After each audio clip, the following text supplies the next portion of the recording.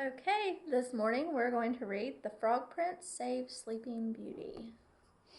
Once upon a time, a princess was born in a faraway land. The king and queen were so happy. "Let's have a party," said the king. "Yes," said the queen.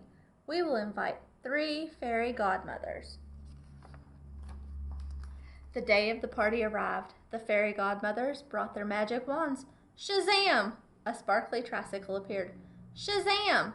There was a shiny ball. But just as the 3rd fairy godmother waved her wand, the doors flew open. "What's happening?" cried the king.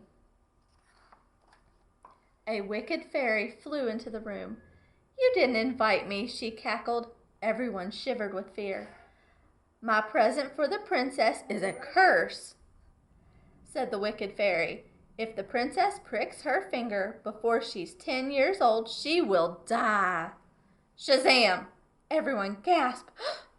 The wicked fairy vanished.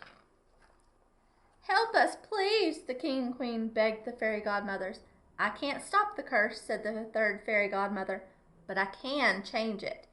If the princess pricks her finger, she will not die. She will just sleep until she is kissed by a prince." After that, the king and queen kept the princess away from pins and needles. "Play outside," they told her. "There are no pins in the garden." The princess loved studying the flowers and birds. She loved watching the bees and the butterflies. One day, just before she turned 10 years old, the princess found a frog. He looked so sweet. The princess took the frog back to the palace and put him in a tank. The frog thought she was very kind. The princess drew a picture of the frog, but just as she was pinning it on the wall, the princess pricked her finger and fell asleep.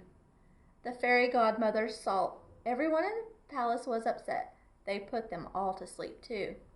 "If only a prince would come and kiss her," they sighed.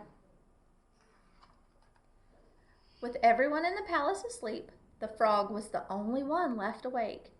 The frog saw that this was his chance. It was time for him to be a hero. The frog hopped out of the tank and over to the princess's bed. Then he gave her a big, wet kiss. When the princess woke up, the frog turned into a prince. The wicked fairy turned into a frog.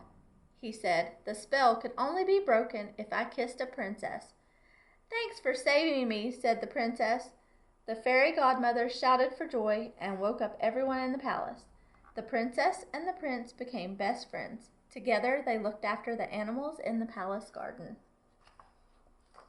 The end.